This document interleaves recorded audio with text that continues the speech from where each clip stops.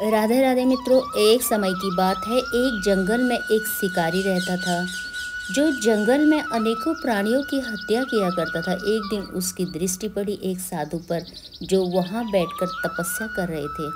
अचानक से उसके हृदय में इच्छा जागी कि इस साधु की सेवा की जाए। वो साधु के पास गया और सेवा की याचना करने लगा, लेकिन साधु ने उसे हत्यारा जानकर उसे चले जाने को कहा। उसने एक न मानी और जिद करने लगा। तो साधु ने हार कर कहा, ठीक है, मेरे लिए एक ऐसा प्राणी ढूंढ कर लाओ जो छोटा सा है, घुंघराले केश वाला, श्याम वर्ण का, मोर मुकुट बंसी धारण किए हुए। शिकारी 3 दिन तक ढूंढता रहा, उसे ऐसा कोई जीव नहीं मिला और निराश होकर एक कोने में जाकर बैठ गया। अचानक से उसने सामने से देखा कि जिस जीव का वह वर्णन साधु ने किया था वह सामने से आ रहा है। तुरंत जाल फेंककर उसे पकड़ा और साधु के पास ले गया।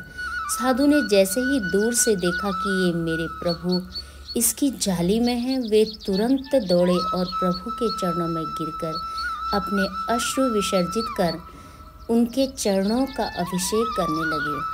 साधु ने ठाकुर जी से पूछा, मैं कितने सालों से आपका भजन कर रहा हूँ, आपकी प्रतीक्षा कर रहा हूँ, लेकिन आपने मुझे कभी दर्शन नहीं दिए। आपने इस हत्यारे शिकारी को दर्शन दिए। ठाकुर जी ने कहा, तुम इतने सालों से मेरा भजन कर रहे थे, मेरी सेवा कर रहे थे, लेकिन ये तुम्हारी सेवा कर रहा था, अर्थात मेरे भक्त की। जो मेरे भक्त की सेवा करे, मेरे भक्त से प्रेम करे, वो मुझे अधिक प्रिय होता है। तभी तो कहा जाता है कि हमें दास नहीं, हमें दासानुदास अनुदास बनना है, अर्थात दासों के भी दास। राधे राधे, हरे कृष्ण।